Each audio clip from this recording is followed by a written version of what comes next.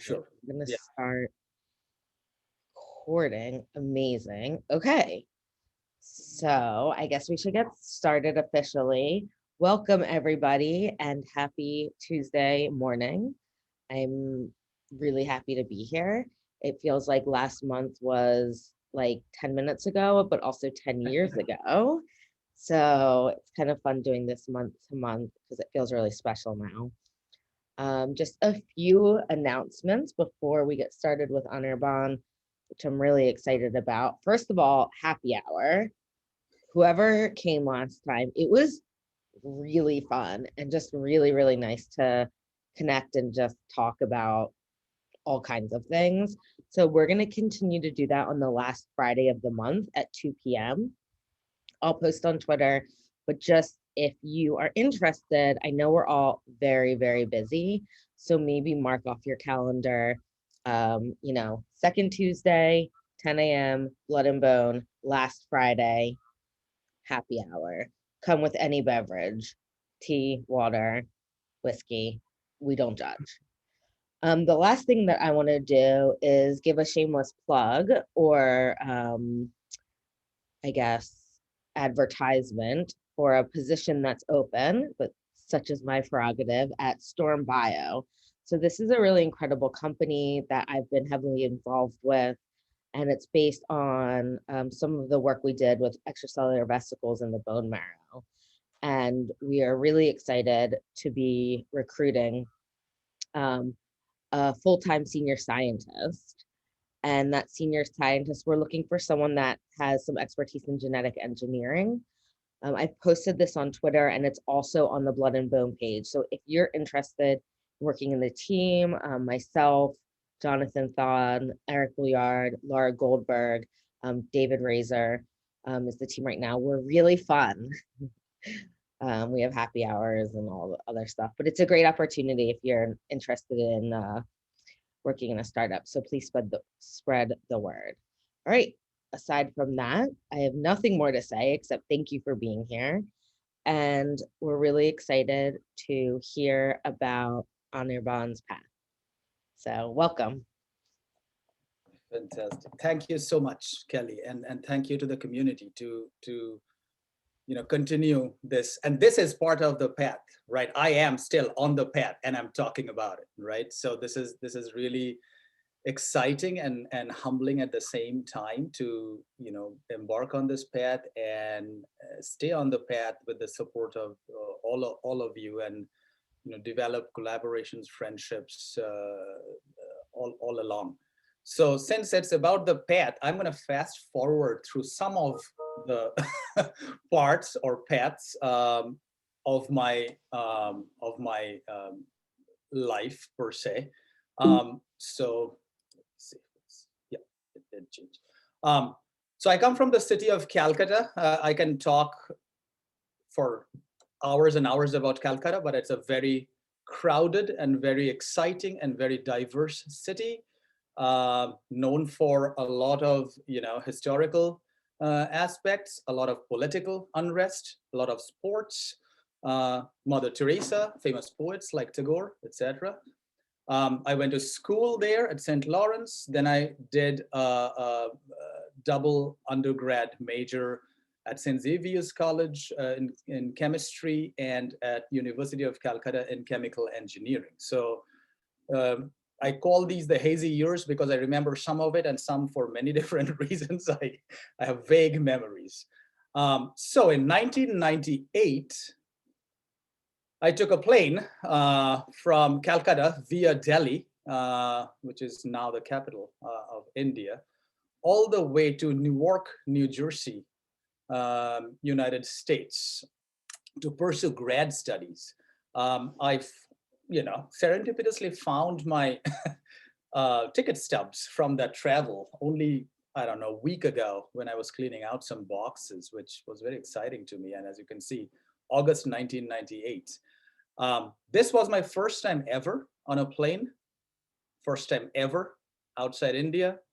It's about 8,000 miles of flight, took about 14 to 15 hours, which in itself was an experience because, I don't recommend making your first plane flight 14 hours. So it's exciting and not exciting in many different ways.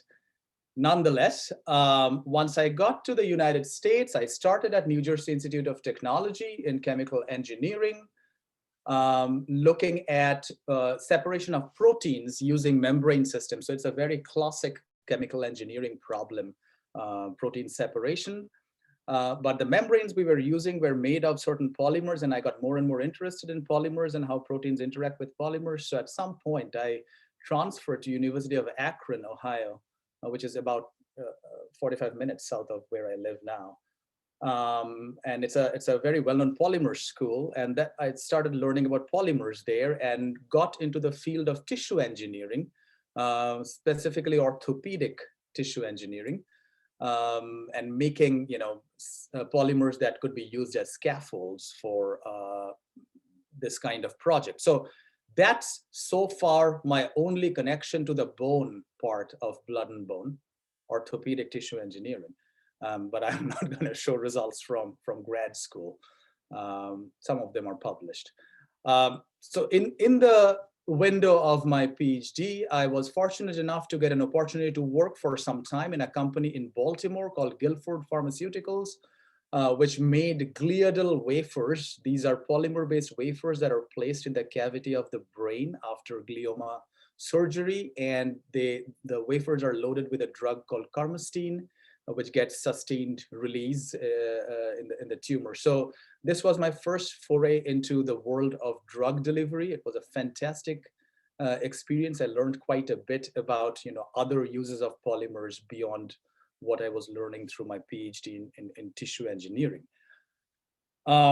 Came back from Baltimore, and that year 9/11 happened, which was a really confusing and really kind of bewildering and terrifying event, because in India I have seen a lot of political unrest and terrorism and all sorts of scenarios, and you see a lot of that in developing countries, and things have gotten a lot better with time. But you don't really expect something like that to happen in well-developed and top-tier nations. Anyway, so that happened. I continued my PhD and then took a break again in 2002 to work for some time at Procter & Gamble. This time looking at diapers and laundry detergent, because there's a lot of polymer application in those products, even though we don't always realize it. Very molecular scale polymer design. And then as a graduate student, the usual international graduate students specifically, the usual hope is that once you do all of these industry experiences, you would get absorbed in one of these industries that you have already been working for. But again, 9/11 happened very recently.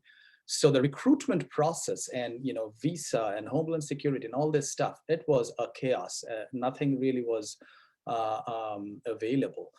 And so after being dazed and confused for some time, I ended up starting as a postdoctoral researcher in the laboratory of Professor Roger Marchant at Case Western Reserve University. Roger was a British citizen, came from the city of Birmingham. I don't know if Julie or Alex or Steve Watson, if you're watching this, but this guy was from your city. He used to work for Dunlop, a big polymer company, and then came to the United States, just like me, to do a PhD with a polymer chemical engineering materials kind of training. And he made one of the smartest decisions of his life, not knowing much of biology. He made a really, really smart decision of marrying Professor Candice Marchant, who is a fantastic pathologist and biologist, and served as the chair of pathology at Cleveland Clinic for some time, and still serves in the committees of my students. And they both did their PhD at Case Western prior to me arriving at Case Western under Professor Jim Anderson, who is this legendary figure in the field of biomaterials, especially looking at blood cell interaction with biomaterials devices. So this is my sort of beginning of the journey of that bloody path.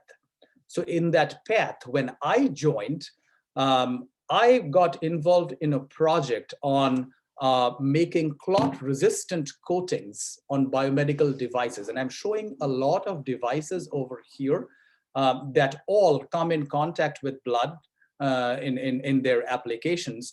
And one of the biggest reasons of failure, and this challenge continues even to this day, failure of many of these devices is blood either clotting on the devices or the interaction of the device material with blood, creating a clotting trigger that can clot the blood on the device or in circulation if it's clotting elsewhere.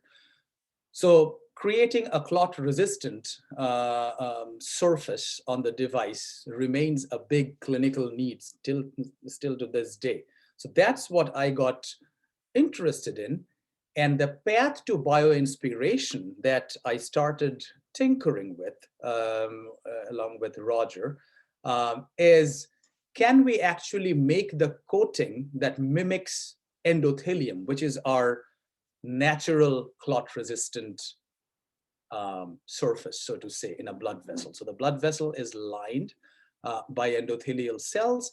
And if we take sort of a multi-scale view, magnifying as we move from left to right, this is like a single endothelial cell. And if we look very closely on the wall of that endothelial cell, we see these hairy protrusions that we call glycocalyx. And these are sugar-rich or carbohydrate-rich brush polymers. In a material scientist's view or a polymer engineer's view, these are brush polymers, but made of a variety of carbohydrate-rich entities.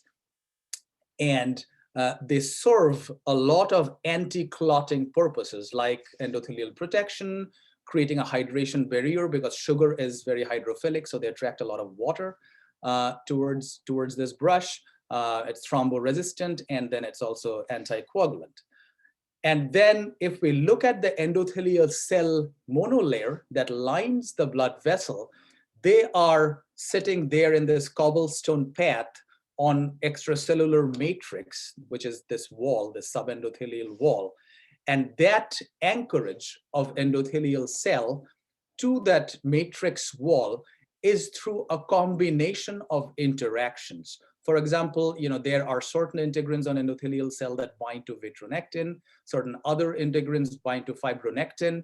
So it's like a mosaic of proteins on which endothelial cells interact with a variety of arms or anchor points, and spreads out and undergo focal adhesion and become comfortable and grow and create this cobblestone path. So looking at this biological aspect of a thromboresistant coating, the natural coating, we ventured into mimicking this coating in a couple different ways.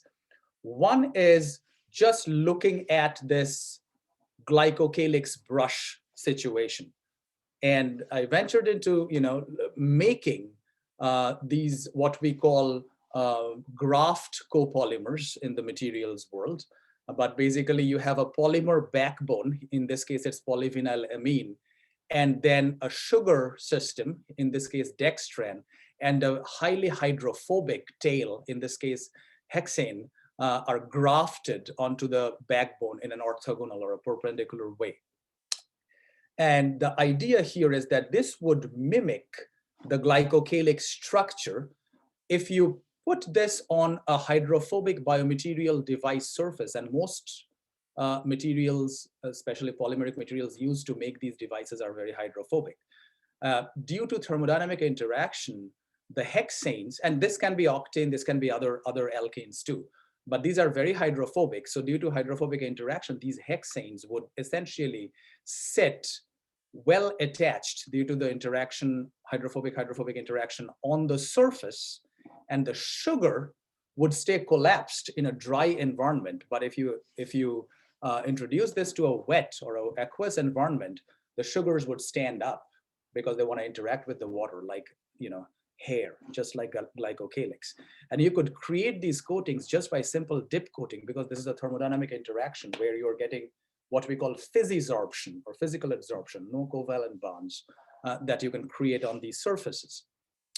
So in doing this, we wanted to test the stability of these kinds of coatings under various shear flows on biomaterial device relevant materials, and then look at platelet adhesion, protein adhesion, platelet activation, this kind of outputs due to these coatings.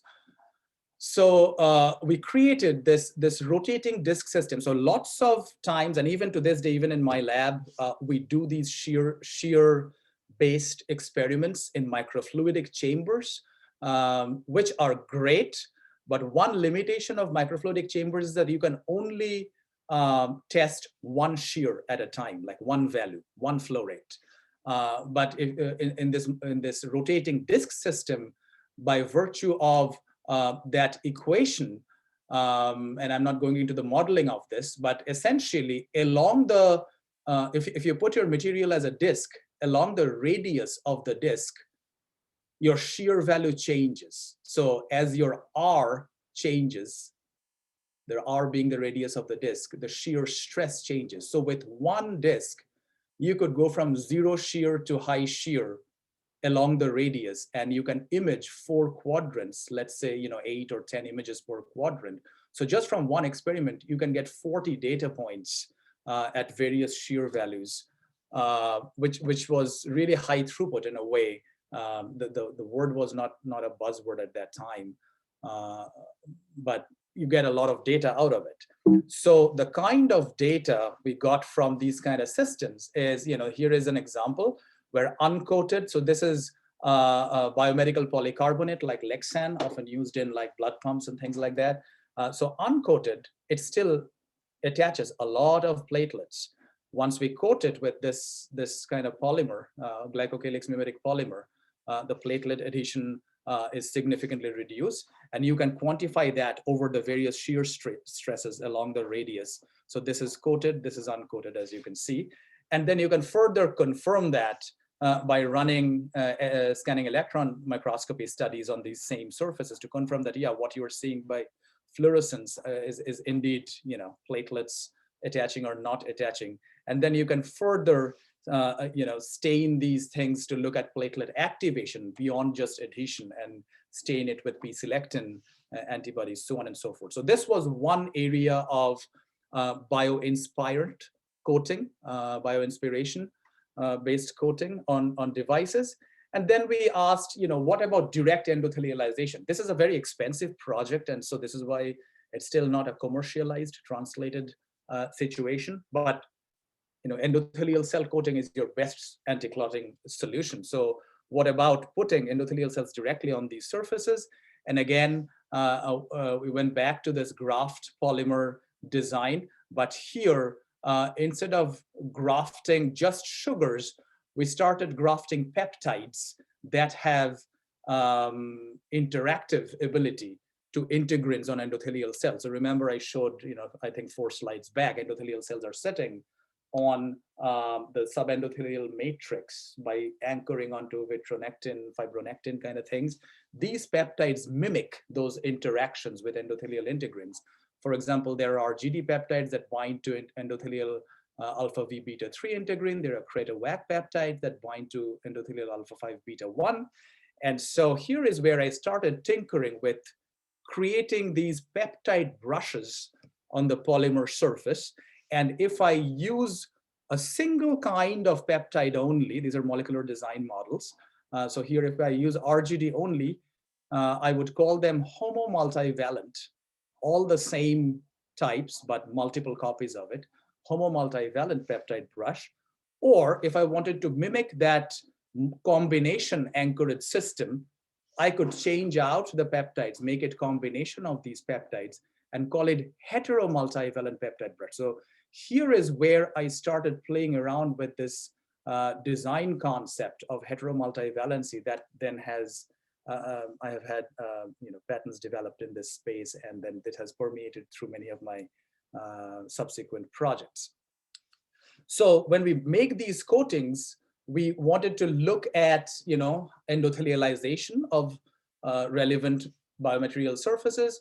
We chose expanded polytetrafluoroethylene because it's a very well-known biomaterial system that's used in small diameter vascular grafts. A big problem in small diameter vascular grafts, even to this day, is patency. They get clotted up in a few years, may require replacement, which is expensive and dangerous. So we looked at endothelialization on homomultivalent coatings versus heteromultivalent coatings, and we use fibronectin itself as a positive control, a non-specific peptide that does not have any interaction with endothelial integrins as a negative control, and then uncoated EPTFE as our sort of other comparison group test material. And as you can see, EPTFE itself and the negative control coated surfaces do not attach a lot of endothelium. The homomultivalent coated, brush coated surfaces do start showing endothelialization over time. But when we combine it, the endothelialization extent increases a lot and reaches almost the positive control. And as you can see over time, the combo starts really attaching a lot of endothelium. And if we take a closer look, we can see that the endothelial cells on this combination or heteromultivalently modified coating, they are very comfortable. The focal adhesion looks like positive control fibronectin coated surface and so on and so forth. So obviously the conclusion from here is that heteromultivalently modified coatings in terms of cell adhesion demonstrate a really enhanced efficacy that we saw in these studies. And now that I'm talking about heteromultivalency quite a bit, now I should formally introduce the term. I mentioned this term a while ago, back in 2006, 2007, when I was doing some of these studies with the concept that hetero means different type, multi means many copies, and valency means interactive ability. So when I presented this, I remember about 10 years or 12 years ago, one senior professor in the field said, "Oh, so you mean like Christmas trees, because you decorate different things on a Christmas tree." And then I thought about it, and then I realized that all the stuff that we are putting on the Christmas tree, they all have only one function. It's decoration, it's beautification. It's a cosmetic function, which is important, but it's still one function.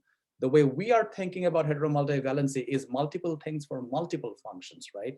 And so as an example of that, if I think, and I'm not a religious person per se, but some of these religious symbols become great examples. So if we look at the Hindu religion, there are lots of gods and goddesses, and many of them have multiple hands, but not all the hands are doing the same thing. They all are carrying different things that's either through symbolism or through mythology, perform different functions. So in my mind, that was sort of a better or more effective representation of heteromultivalency. So obviously, as I'm working on all these anti-clotting coatings, I'm getting more and more excited and curious about the clotting process itself. And so this is how I kind of ventured into the world of platelets and was fascinated by the complexity and the elegance of platelets in the way they form clots and stop bleeding, and where the heteromultivalency kind of fits into that process. So I'm going to go through this flow chart relatively quickly because it's a complex chart and I don't want to dwell on it quite a bit. So if we have an intact blood vessel, again, as I said, the endothelial lining is the protective anti-clotting lining. But now if we have an injury, we have hemorrhage. So the blood volume is now, crossing the endothelial barrier, touching all these different protein scenarios in the subendothelial matrix. And once this has started happening, a couple of different things are happening there concomitantly. One is the interaction of the coagulation factor 7 with tissue factor expressing cells like smooth muscle cells in the subendothelial matrix. And that interaction, and this is sort of the pictorial or graphical representation of Maureen Hoffman's cell-based hemostasis model. I tried to kind of make a cartoon out of the concept in my way, and I use this quite a bit in teaching. So that produces a small amount of thrombin. At the same time, at that zone of injury, platelets, which are disc-shaped to begin with in the resting phase, are attaching for example, through their GP1B alpha to VWF, and through their GP1A2 and GP6 to collagen. So the action of that little bit of thrombin, as well as the signals that are generated by these adhesion mechanisms, like GP6 mediated mechanisms, result in activation of platelets at that zone. And these active platelets perform a variety of different critical mechanisms that lead to blood clotting. One of that is they join hands with each other through fibrinogen interacting with the activated conformation of glycoprotein 2B3A. So here is an SEM of platelets joining hands with each other. And this is how they form a plug, like sandbags stacking up on each other. The other thing is this exposure of negatively charged phospholipids like phosphatidylserine that flip on the membrane by translocase enzyme activity, causing a procoagulant surface. So resting platelets, these negatively charged phospholipids are not present abundantly on the outer surface. Upon activation on this procoagulant surface, they become abundantly exposed, and they become the nidus of coagulation factor assembly and coagulation reaction, leading to the thrombin burst or thrombin amplification, which converts the fibrinogen to fibrin that gets cross-linked, that gets self-assembled by itself and cross-linked by agents like activated factor 13, as well as stabilized by various other agents that I'm not going to get into here, but that are secreted from the granule contents of activated platelets. And this netting deposits on the aggregating platelet plug, creating a platelet plus fibrin-rich clot, which then plugs up the bleeding and hemostasis happens. Over time, the endothelial cells in that in the periphery of that injury site would secrete TPA, which would convert plasminogen to plasmin, and in a very regulated way, the plasmin will degrade the fibrin as we move on to the healing phase. So if we look at the central role of platelets in this process, there is adhesion, there is aggregation, and already we are seeing hetero-multivalent interactions. It's not all the same interactions. These are different types of interaction happening concomitantly. And then there is coagulation amplification, and then there is effect of fibrin. Okay, so because of the central role of platelets in stopping bleeding or reducing bleeding risk, they are used extensively in the clinic. Biggest use in the clinic is in hem-onc and bone marrow transplant patients, mainly because their platelet production capacity is reduced due to therapeutic processes and other kind of poetic processes that are affected. But there are all these other areas where platelets are used. About 2 million to 3 million platelet transfusions are used in the clinic annually, given by trained professionals as donor platelets. And there are all these triggers below which there are bleeding risks, so they are given platelet transfusions pretty regularly.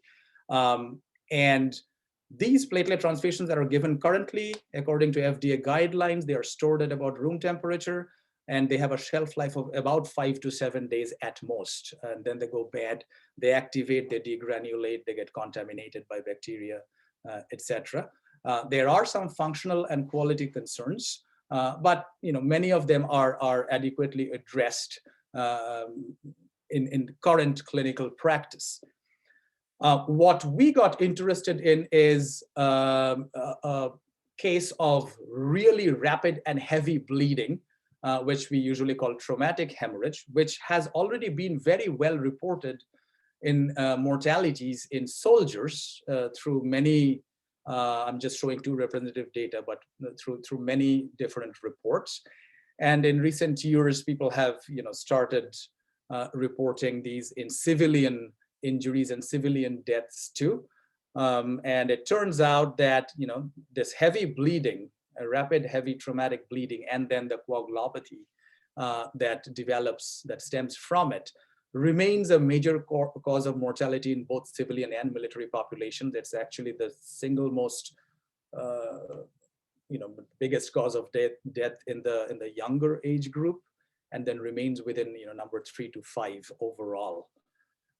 So this situation is currently treated by blood or whole blood or blood product transfusion through protocols like the massive transfusion protocol, where they use all these control ratios of blood products. And when we look at clinical data of these transfusion studies, it's very well reported that early transfusion of platelets has a very significant benefit in short-term and long-term survival. So it kind of, understandable that if you want to, plug up the bleeding injury and stop the bleed, you could restore other functions and increase the probability of survival. The problem is there are major challenges of using platelets in smaller hospitals, medium to small size hospitals, and there are like zero availability in pre-hospital currently. I mean, there are some, offshoot studies going on, but they are not broadly available. So availability is a problem, portability and storage, big problems. And as I said, the shelf life still remains, 5 days to a week. So that is still a big problem. So we asked, can we address some of these issues to improve upon the current platelet transfusion logistics? And when we look at what is being done in this space, there are 3 things that are being done in parallel. Again, these are not competitive, these are complementary, because there is really no one-size-fits-all solution here. One is, bringing back from the World War days the idea of cooling blood products. So cold platelets programs being run by the Department of Defense. One is freeze-dried, outdated platelet or platelet vesicle production. For example, the product like thrombosome being generated by Cellfire in Maryland. They are in phase 2, I think, clinical trial now. One is production of platelets in bioreactors, so in vitro production of biologic platelets, and groups in Boston, in Europe, in Italy and England, in Japan, they have all these different designs where this is being pursued. And then we pursued, can we make synthetic platelet surrogates? So something that is not biologic at all and only functionally, not biologically, but functionally mimics platelets' hemostatic outputs. So when we looked at the history of these synthetic or biosynthetic platelet substitutes, it's a fascinating history. So again, going back to the biology, platelets would adhere, aggregate. So this is a hetero-multivalent interaction, and then facilitate fibrin generation. And if we look at the history, Barry Coller's work, since the 1980s, have looked at coating RBCs and other sort of latex bead kind of particles with fibrinogen directly. So this is creating a super version of this interaction. So fibrinogen is actually hexavalent interaction, but this is kind of creating a super fibrinogen structure with a lot of fibrinogen coated. And this is still being pursued in some of the product development currently. The other idea was, extract platelet membranes and coat nanoparticles with it. Lots of logistical challenges in doing this reproducibly and scalably, like large scale production of it. Nonetheless, scientifically, this was very interesting. Obviously, in the late 1990s to 2000s, solid phase peptide synthesis became pretty easy to do from solution phase. So instead of coating with fibrinogen, some designs shifted to coating with peptides that are relevant to fibrinogen interaction. So some of the designs looked at coating with RGD peptides that interact with glycoprotein 2B3A. Some of the peptides, some of the designs looked at coating with AGD peptides, or H12 is the other terminology used for those peptides, similar to these situations. So these are again reducing the fibrinogen-based interaction to peptide-based interaction, but it's the same interaction. So these are still, in a sense, super fibrinogen structures. And then Dr. Ashley Brown's lab has looked into creating fibrin binding nanogel particles using antibody or antibody fragments that have specificity to fibrin. So that is mimicking this interaction of platelet fibrin binding that is responsible for clot retraction, which is a big biomechanical aspect of a clot stability. So that's what it's essentially mimicking. And when we looked at all these designs, we could not find a design that actually looked at this homing of platelets, which is sort of the initial step. If you can't get to the point of injury, then everything else kind of becomes moot because you are doing it off target. So we essentially ventured into making heteromultivalently decorated systems that actually emulate the sticking function, so collagen binding, VWF binding, along with the aggregation function, which is fibrinogen GP2B3, alpha-2B beta-3 binding, all combined on a single platform. So that is the unique design that we started pursuing since 2007, and it's still kind of evolving and going on to this day. So again, to catch up now on mimicking platelets, there is, in a natural platelet functionality, there is adhesion, there's aggregation, there is coagulation amplification, and then there is fibrin stabilization through secretion.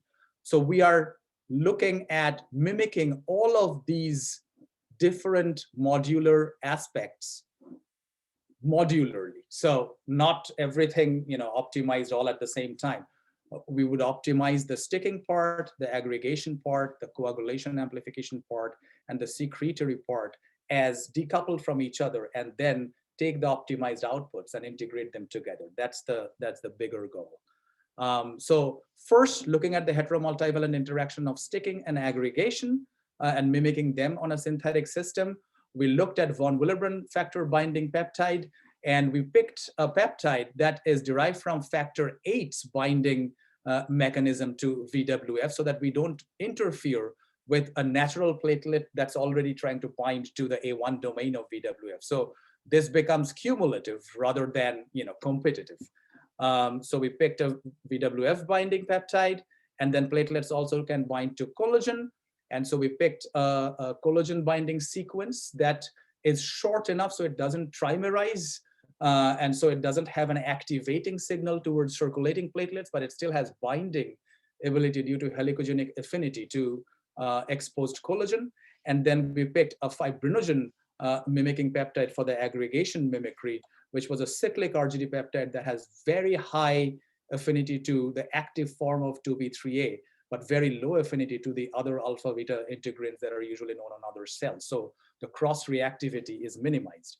We took these peptides, we made lipopeptide molecules out of it, and we mixed it with some structural lipids and self-assembled them into this heteromultivalently decorated structure, which ultimately we named Synthoplate, and this design is now patented and has moved over to a company that we started about 4 or 5 years ago. So with this system, we did microfluidic studies where the particles were fluorescently labeled green, platelets, a small number of platelets were fluorescently labeled red. We created these von Willebrand factor collagen-rich surfaces to mimic an exposed injury site scenario. And we use particles that have no decorations, particles that had sticking function only, particles that had aggregatory function only, and then our synthetic platelet system. And only our synthetic platelet system was able to actually form discernible large size clots cooperating with the platelets under flow. And we did it under low to high shear. I'm just showing a medium shear example scenario. So this is the mechanism that gets proven by these studies. So then we asked ourselves, if we are already enhancing this mechanism, we are in effect presenting more activated platelet surface for the coagulation amplification part of platelets. So does this process actually also in effect amplify thrombin and hence amplify fibrin? And so we repeated the exact same experiment, but we kept everything non-fluorescent, just spiked the flow medium with fluorescent fibrinogen so that if fibrin gets deposited, we can monitor it over time. And these are representative studies from there. indeed, when we just added so this is our just activated platelets, and this is with Synthoplate. We increase the fibrin amount depositing at the site of action. We can measure it through just fluorescence, or we can digest it later and do quantitative analysis by D-dimer. So that's the mechanism that got established by these studies. And so when we now look at the primary hemostatic output and the secondary hemostatic output, we asked ourselves, all right, so what does it do globally to the clot quality and the clot kinetics? And so we use rotational thromboelastometry for these studies. And when we look at analyzed statistical data, upon adding Synthoplate, we reduced the time for clot formation, clotting time, and we made clots a little bit stronger. So you're making clots faster and stronger, which is important in stopping bleeding rapidly and staying stable as a hemostatic clot, so that you don't repop and rebleed. So then we took this in vivo. So this is just normal mouse, normal platelet count, and we tested just aggregatory function, just adhesive function, and then our Synthoplate. And our Synthoplate was able to have the maximum effect. So here is where we got the proof that compared to past designs, which were coating with fibrinogen only, or coating with RGD or AGD peptide only, which are just aggregatory mimicking design, the combination of adhesion and aggregation actually has a higher effect in terms of hemostatic output. So this is just the standard bleeding time assay, and bleeding time got significantly reduced when we used Synthoplate. So then we kind of converted this exact same study with a collaboration with Keith McCree's lab at Cleveland Clinic in thrombocytopenic mice, where now we reduced the platelet count by antibody injection, and the tail bleeding time increased by 4 or 5 times in this thrombocytopenic mouse. So when we dosed this mouse with control particles, there was no change in bleeding time. When we dosed it with Synthoplate, we could dose dependently bring down the bleeding time almost to the level of normal animal, normal mouse. And we have studied, and we have been studying still in current times in trauma models. So this is one of the results that we did in a collaboration with Mackie Neal's group in Pittsburgh. This is a liver hemorrhage model where we dosed the particles after injury. So this is an emergency situation per se, and then looked at vitals, blood loss, and survival over a 3-day period. And dosing Synthoplate reduced blood loss. It delayed hypotension, so which means it's maintaining blood pressure for longer periods of time. And the combination of those resulted in a significant improvement in survival over the 72 hours, the 3-day period. We have been doing large animal studies since then, and some of the data is published. I'm not going into all of that details currently, but these studies are still ongoing, but now through a company that has licensed Synthoplate and developing it further for translation and commercialization. So all these results, I was talking about the adhesion and aggregation, but then in further evolution of the design, so this is current research and this is mostly unpublished, so I'm not going to delve too much into it. But obviously the other role of platelets is this coagulation amplification part. So we are trying to look at mimicking that on synthetic systems. So this was our Synthoplate, all the results that I talked about so far. And now we have made a system called procoagulant synthetic platelet, or PSP, that has negatively charged phospholipids like diasteryl phosphatidylserine, or PS, in the membrane, mimicking a procoagulant platelet membrane. But this, if this is already exposed in circulation upon injection, this is a procoagulant risk, because it would start, causing coagulation reaction in the circulation. So what we have essentially done here is covered the surface with a polyethylene glycol mask, but the polyethylene glycol mask is removable by specific enzyme action. For example, one of those enzymes can be plasmin, which is upregulated at the stage of traumatic injury because of endothelial trauma, causing a lot of TPA production, which is converting plasminogen to plasmin locally, and this plasmin is protected in presence of fibrin from rapid inhibition. So that high plasmin level, very local to the injury site, can be used to cleave off this mask, expose the PS, and then the PS can mimic a procoagulant platelet surface output of amplifying thrombin and enhancing fibrin.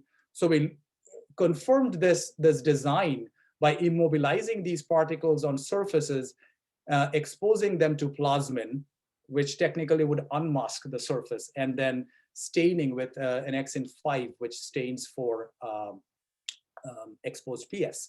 And here are some representative results. I think that the fluorescence is not sure. So this is particle fluorescence. This is NXN5 fluorescence.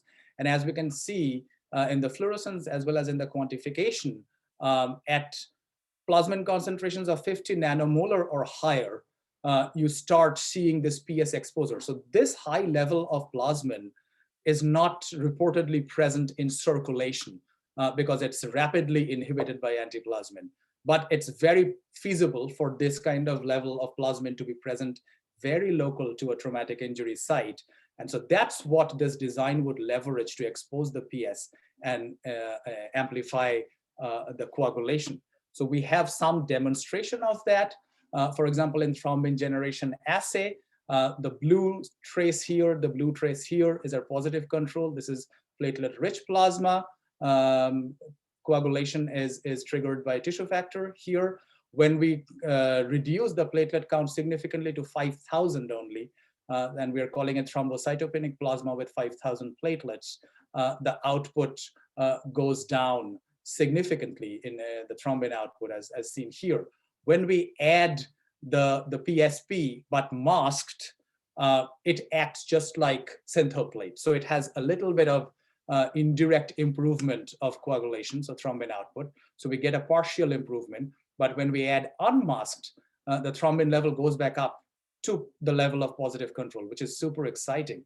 So we asked ourselves, okay, if this is happening with thrombin, does it actually enhance fibrin? And these are again some representative structures. This is positive control SEM image of fibrin clot made from platelet-rich plasma. When we make thrombocytopenic plasma, we see a lot of fibrin defects. Porosity increases, the fiber thickness becomes highly heterogeneous. When we add unmasked PSP in this system, we bring it back to the level of PRP. So this is very exciting for us. We have done quite a bit of in vivo studies with these systems. Some of it is currently under review in a publication. We are embarking on evaluating this more in vivo models with Dr. Bergmeyer's lab at Chapel Hill. The other aspect of platelets, obviously, is the secretion aspect of it. So we have been looking at creating synthetic particle systems that release hemostasis augmenting agent. We had a demonstration a couple of years ago by delivering tranexamic acid, which is obviously not secreted by platelets, but it's a very well-known antifibrinolytic agent in the context of hemostasis augmenting agent. And we were able to deliver this tranexamic acid using these kind of nanoparticle systems locally to the injury site. And we showed that not only we have the antifibrinolytic effect preserved locally by releasing this at the injury site, but we maintain short-term and long-term survival improvement when these TXL-loaded systems are dosed in a rat liver trauma hemorrhage model. So we are now adopting this exact same concept, but we are looking at loading and releasing inorganic polyphosphates from this system in a collaboration with Dr. Stephanie Smith and Dr. Jim Morrissey's group in Michigan. Obviously, all of this stuff is about clot making, but this has also provided us the opportunity to get into clot breaking. So from transitioning from hemostasis to thrombolysis, so to say, to treat arterial and venous thrombi situation.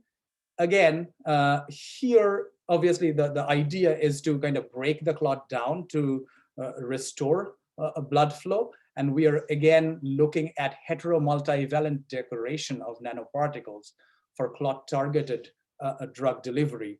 And so we have made systems that concomitantly or simultaneously bind to activated platelets and fibrin.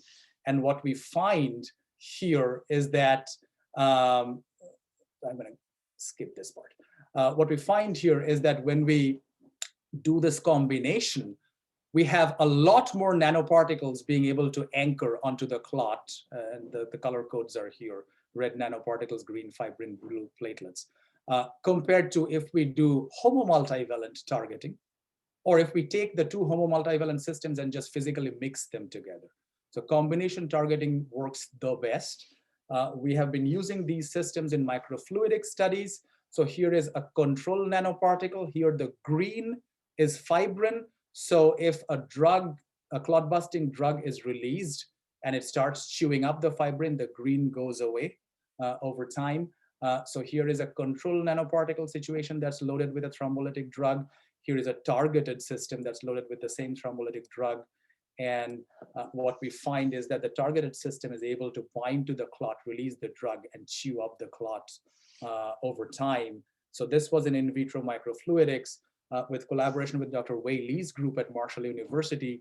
We have looked at this in vivo in a ferric chloride model. And again, what we find is that the targeted system keeps the vessel patent over a long period of time, which is, essentially creating a platform that can take a thrombolytic drug where it's needed so that you don't have to overdose this drug to maintain a plasma level and then have, off-target harmful side effects like intracranial hemorrhage and things like that. So this is one aspect of, drug delivery that we are looking at. The other recent, I would say, that last 3-4 years of work is a collaboration with multiple groups, both within case and outside of case, in the area of thromboinflammation.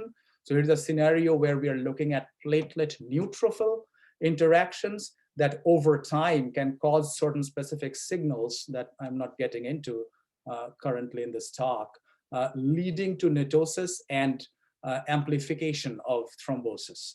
So it's a interface of thrombosis and inflammation, and hence thromboinflammation. And the idea here is to create heteromultivalent system that can bind to this platelet neutrophil niche relevant to a disease site and deliver drugs that either attenuate initiation signals or complexation signals or downstream output signals. And so we are doing a variety of studies with Dr. Evi Stavrou's group, Keith Neves' group, Preetu Sun's group. So Preetu Sun, Melanie Scott, and Mackie Neal, they all three are at Pittsburgh. And here are some examples where this is just a neutrophil targeted nanoparticle, again, color coded over here. And as you can see, the untargeted doesn't bind to the neutrophil, the targeted one does. And here is in Dr. Neves' DVT microfluidic model, the targeted particles bind significantly to this DVT relevant platelet neutrophil driven, combination driven clots forming in that system. So these studies are currently ongoing, and some of the manuscripts are being prepared with some of these results as we speak. So let me wrap up this. What I have talked about in my path, the bloody path, what I have learned has really driven me towards this concept of heteromultivalency as a critical design parameter in nanomedicine. And it's really exciting to see in recent years, and Kelly mentioned, exosome storm biologic and all these efforts, which is super duper exciting, because if we look at exosome fundamentally, it's a heteromultivalently decorated lipid nanoparticle. So there remains opportunities to create synthetic exosomes based upon the kind of studies that we are already doing with heteromultivalently decorated system. So that is my path, how it started, how it's going, and it's still going. And it's super exciting to find a variety of collaborators from different expertise levels in traveling this path, as shown here, and the funding support to sustain the path, and the awesome team that keeps working hard in supporting me on this path. And we are continuing to trudge through these challenging times. And the best part of this path is, making lifelong friends that I feel blessed, and I feel very fortunate to have met many of these people. Some of you are probably listening to this talk, and I'm I can't express how grateful and how happy I am to know many of you and continue to know many of you, and hopefully we'll catch up in person someday soon. So that's the end of my journey today, and hopefully we can continue the journey smoothly in current times and future times. So thank you so much. That was incredible. I feel like you should be like in your late 70s with the journey that you've been on. You've lived many lifetimes. I am in my 70s. No, I'm just kidding. You look great for 70. Right. Thank you. I think we all feel like we're in our 70s these days. All right. So why don't you stop screen sharing? We have a question, and y'all take time, think of your questions. Life, love, science. He's here for it all. All the same, right? All the same. All right. We have one from Corinne. She says, thank you for a fantastic, informative talk. I echo this. I'm wondering how much control you have with patterning the PS on the surface of the PSP. Example, can you do half sphere of PS and half sphere aggregation or adhesion? Right. Great question. And Corinne, I appreciate asking that, because you and I have talked about modeling this quite some time, and I'm hoping to model this with you at some point so that we have some mathematical predictions of this design. Theoretically, we have the control. We could make half and half. So there is this concept called Janus Nanoparticles, which emerged, I think, about a decade ago. So you could, in theory, make different patterning. Regarding control, you only have partial control because these are self-assembled system. So you have more control. Yeah, you have more control over overall composition. You don't have precise control over, okay, I have 3 patches here and 2 patches there. That's a control that nature does, and I don't have the Maybe on purpose. Yeah, so I don't have the audacity to claim I have that level of control, but we have sort of half of that maybe in terms of controlling the overall composition and creating half and half systems as needed. All right, we have a question from Martina. She says, great talk. What about safe clearance of your synthetic platelets once they have done their work? Fantastic question. Yeah, so I didn't get into the details of that.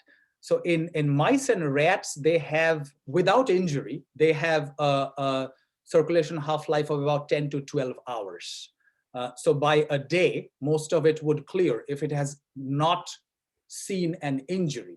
If there is an injury, obviously most of it would home there, do their job, but keep in mind, these are mostly phospholipid particles. So these are like LNPs, just like the COVID vaccine Moderna formulation. So these are lipid nanoparticles. So they get metabolized in the body by phospholipases type of enzymes. It's very well reported that a variety of phospholipases are actually secreted from activated platelets and macrophages at the site of injury and at the site of clotting. And we have seen that they get degraded to some extent like that at the site. So it depends on, is there an injury or isn't there an injury. If it's a no injury situation, they are gone by a day. They don't linger around a lot beyond a day so far. So that's sort of the clearance pattern. They are cleared by the reticuloendothelial system, so mostly through the liver. Cool. All right. Jeremy asks, when platelets form a clot, only a portion of the platelets become procoagulant or express PS. This helps to limit the size of the thrombus. Are there mechanisms that would limit thrombus size with the nanoparticle, or could it potentially keep growing? Great question. So yeah, this is why this path is so much fun. So these are like really cool out of the box questions. Yes, so we haven't done these experiments, but theoretically, you could take synthroplate, which doesn't have the PS, and PSP, which has the PS, and you have a control of mixing them in various compositions. True. So Yep. Yeah, so you could create clots where the synthroplate only helps the primary hemostasis part, but you are controlling the PS exposing end of the composition, right? So there's a way to do that. Again, Kelly and I were just talking about this. All these ideas we have, and COVID hits. So, we are sitting on testing some of these. We need data. We We're all need- working on it. All right. right. But yes. And we'll take one last question from Raghav. What are your thoughts on targeting bacterial biofilms in vivo to such that one can modulate immune cell homing based on principles of platelet bacteria interactions? Oh boy. So it's Cool funny. Yeah. It's funny, Raghav, you mentioned this because I skipped a step in my path and got into all this synthoplate stuff. But we were looking at mimicking Staphylococcus platelet interactions using nanoparticle systems for some time as a sidebar research of the device part. So one part of device stuff was prevent clotting. The other part of device stuff is prevent infection. Cool. So we have worked on, currently that project is not happening in the lab, but we have worked on systems that actually use selectin-based interactions to bind to bacteria. Bacteria loves sugar.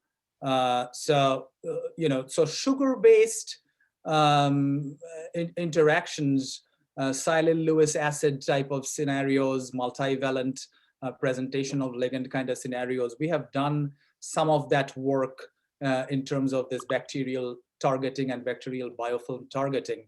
I should have probably put some background data on it. Oh, but listen, Raghav, please follow up. I have data. that's cool. All right. Well, unfortunately, our time is up, but this was a really wonderful hour. I ran a little late. I'm sorry. No, it was perfect. It was a great way to start my Tuesday. So thank you for being here. Thank you everyone for being here. I'm going to post this on YouTube. And please follow up with Anirban if you have questions, ideas, if you want to do experiments for him, even better. Yeah, and can I put a quick plug, Kelly? Please. Just like taking inspiration from you. We often talk about how great it would be for biologists and biochemists and clinicians and engineers to work together towards solutions because we can learn from each other. I have, sort of tried my best and succeeded to some extent in break into the world of biologists and biochemists and clinicians to build collaborations. But I'm desperately looking for your side to also come to us because we are looking for people with coagulation expertise from the biology, biochemistry side to come work with us in the lab.